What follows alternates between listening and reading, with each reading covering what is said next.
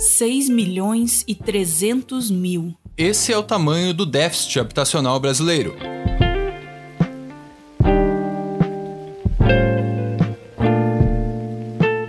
Ou seja, é o número de casas que o país precisa arranjar se quiser colocar todo mundo embaixo de um teto decente.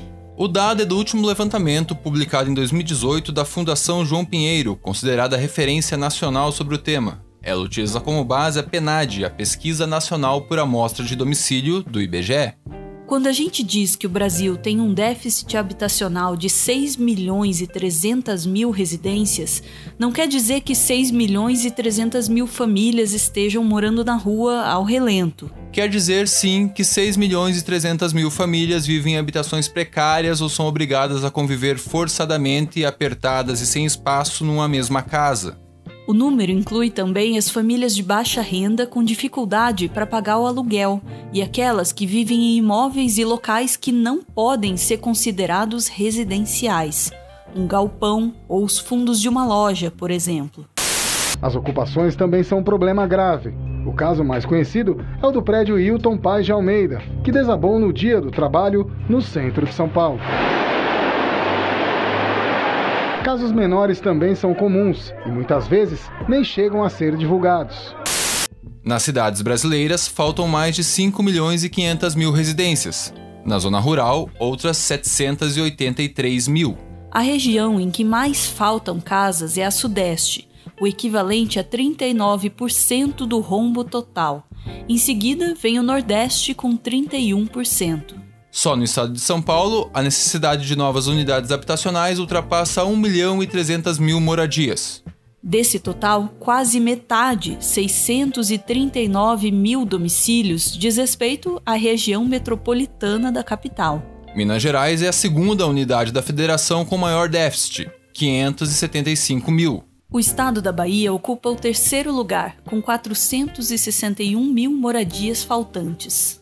O quarto é o Rio de Janeiro, com 460.000. Em seguida vem o Maranhão, com 392.000. O Maranhão se destaca ainda como o estado com maior déficit habitacional relativo. Lá, a falta de moradia decente alcança 20% da população. Olha, na enchente aqui na quadra eu perdi tudo, minhas coisas eu perdi tudo. Eu tô conseguindo comprar minhas coisas aqui de volta. Aí eu tô quase vendo perder tudo de novo, porque eu tenho medo de ir pro serviço quando eu chegar, a minha casa tá no chão. O Rio Grande do Sul destaca-se pelo menor percentual de domicílios em déficit habitacional, 5,8%. Nas regiões brasileiras existem diferenças importantes quanto à localização dessa carência, se ela é mais urbana ou mais rural. Em regiões como o Sudeste, o Sul e o Centro-Oeste, mais de 90% do déficit está nas cidades. No Norte e no Nordeste, o déficit habitacional rural ainda tem peso alto. No Norte, ele corresponde a 22% do total, e no Nordeste, a 27%. Ao mesmo tempo em que o Brasil tem um déficit habitacional de 6.300.000 domicílios, ele tem um superávit, digamos assim, de 6.900.000 imóveis vagos em condições de serem ocupados. E se você acha que esses dados são contraditórios, você está coberto de razão. Poucas outras coisas devem mostrar tão bem as contradições do Brasil.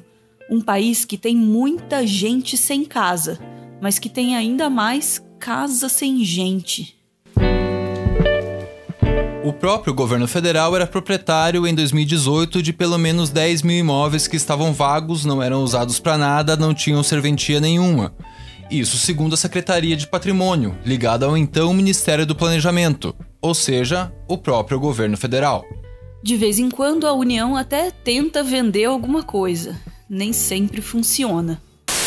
Entre os edifícios que voltam a ser ofertados, este de 26 andares em São Paulo, que já foi usado pela Receita e pelo INSS, mas está vazio desde 2009. Em 2018, outras 16.000 propriedades da União não possuíam sequer informação suficiente na base de dados para se dizer se estavam ou não ocupadas. Ninguém sabia dizer exatamente o que era feito delas. São imóveis que poderiam facilmente ser utilizados para pelo menos dar uma amenizada no déficit habitacional do país. Na época, Daniele Klintovitz, arquiteta do Instituto Polis, uma organização não governamental que desenvolve políticas públicas na área urbana, deu uma entrevista para o jornal El País Brasil. Ela considerou esse eventual reaproveitamento dos imóveis da União para moradia uma obrigação constitucional. Daniele disse: a Constituição fala sobre a função social da propriedade pública e privada. Quando a União deixa esses imóveis vagos em áreas centrais, ela está fazendo uma medida inconstitucional, porque não dá função social para os imóveis. O déficit habitacional não é um problema que você pode resolver apenas construindo mais casas. Além de programas habitacionais, você precisa garantir renda e criar mecanismos que controlem a especulação imobiliária, que simplesmente expulsa quem é pobre cada vez mais para a periferia das cidades. De 2018 a 2017, por exemplo, os salários na cidade de São Paulo foram valorizados em 60%. No mesmo período, os aluguéis dobraram e o valor dos imóveis subiu 230%. E aí, pai? Prefeitura. A prefeitura que tem que arrumar um lugar pra nós, não é jogar na rua. Não é pra levar nada de volta. Se a gente não der o endereço há 5 minutos, nossa mudança vai pro depósito da prefeitura. É justo fazer isso? Oprimir, dar minutos para tirar nossa mudança? Cadê nossos direitos de humanos? E a gente ainda nem começou a falar da população brasileira que efetivamente vive na rua. Em março desse ano, uma nota técnica do IPEA, o Instituto de Pesquisa Econômica Aplicada, estimou esse contingente em 221 mil pessoas. E é possível que os números de março de 2020 já mostrem o início do impacto da pandemia no aumento dessa população. Isso porque, no semestre anterior, em setembro de 2019, o número era de 206 mil pessoas, e em março de 2019, de 202 mil. Ou seja, no último semestre medido, o crescimento acelerou. Verdade seja dita, desde 2012 o número subiu continuamente. No cálculo geral, cresceu 140%. Foi de 92 mil em setembro de 2012 para os 221 mil atuais. Embora a população de rua se concentre nas grandes cidades, de 2012 a 2020 ela se ampliou em municípios de todos os portes. Hoje, 18% delas está em municípios pequenos e médios. O último censo da população em situação de rua de São Paulo indicou que apenas na maior cidade do país existem mais de 24 mil pessoas vivendo nas calçadas. Um aumento de 53% em relação à última contagem em 2015. Tem mais gente dormindo ao relento em São Paulo do que a população total de 70% das cidades do Brasil. Mesmo assim, o número pode ser subestimado.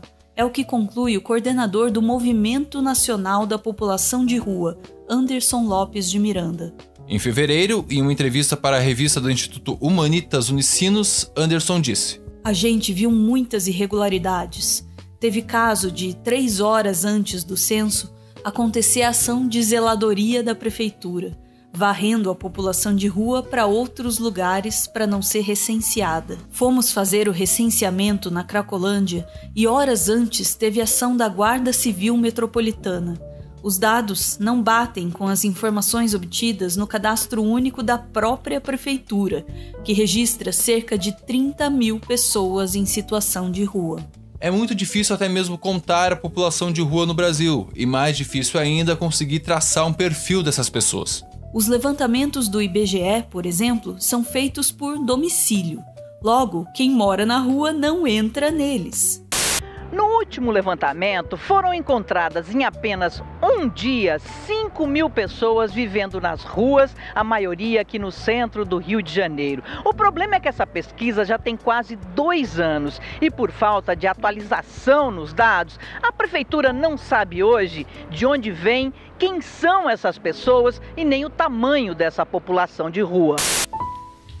O relatório Cidadãos em Situação de Rua, Dossiê Brasil, Grandes Cidades, lançado pela Universidade de Juiz de Fora, tentou fazer isso. Durante 4 anos, pesquisadores de diversas universidades mapearam os aspectos cotidianos da população de rua em 8 cidades brasileiras: São Paulo, Rio de Janeiro, Belo Horizonte, Curitiba, Vitória, Juiz de Fora, Fortaleza e João Pessoa. O estudo descobriu que o nível de escolaridade de quem mora na rua não é muito diferente da média da população brasileira. e que em Juiz de Fora, por exemplo, 72% dos que dormem nas ruas não são beneficiados por nenhum programa assistencial do governo. Os pesquisadores também desfizeram o mito de que moradores de rua não trabalham. Eles trabalham, e trabalham em ocupações precárias, exaustivas, ligadas à força física.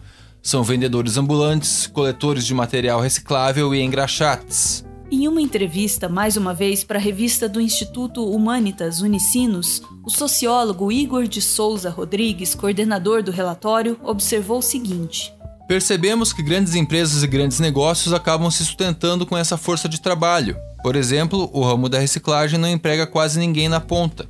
Então, as empresas que lucram com a atividade da reciclagem simplesmente sabem que existem essas pessoas, utilizam o trabalho delas para obter lucros, mas não a empregam e não lhes dão nenhum tipo de garantia, como a previdenciária. Além disso, são trabalhos insalubres em que a pessoa mexe diretamente no lixo. Constatamos que algumas pessoas trabalham de 12 a 14 horas por dia e dormem embaixo do carrinho que carregam o material reciclado. Ou seja, é uma pessoa que dorme dentro do seu instrumento de trabalho.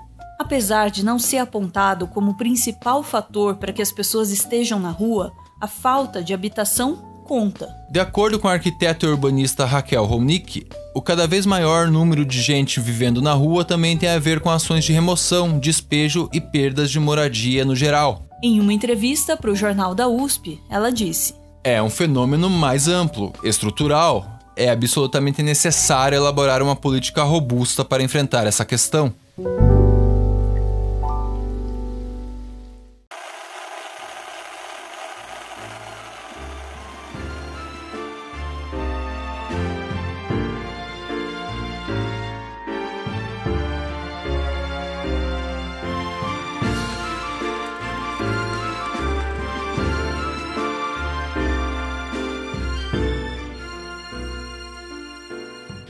Muito obrigado por ver esse vídeo até o final. Esse espaço no final dos nossos vídeos é um espaço de afetos.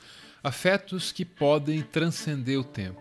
Hoje a gente lê aqui uma mensagem do Mateus dedicada ao Jean. Jean, meu amor, não tenho palavras para descrever o quanto você foi maravilhoso e me fez sentir finalmente o que era ser amado. Eu planejava fazer essa homenagem no Meteoro, que você me apresentou, no nosso aniversário de 2 anos.